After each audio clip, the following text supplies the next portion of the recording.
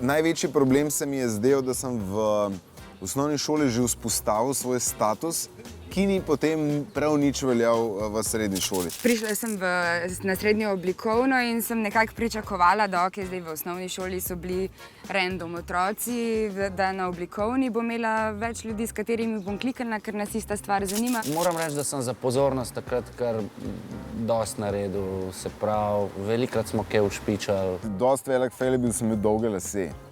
Sošolec je najdel neke petarde, v torbi je rekel, a upaš to ven vrš dele? Jaz sem rekel, valjda, da upam, ne? In sem vzel petardo in sem jo hotel vrš čez okno in se odbila noter.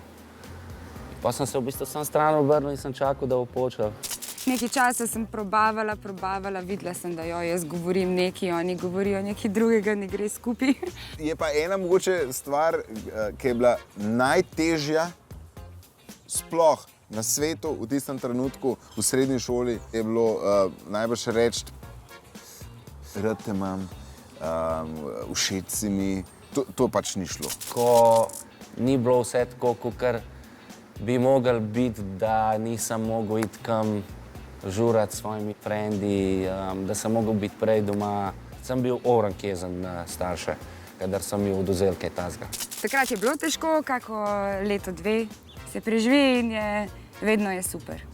Tudi če v dani situaciji ne zgleda.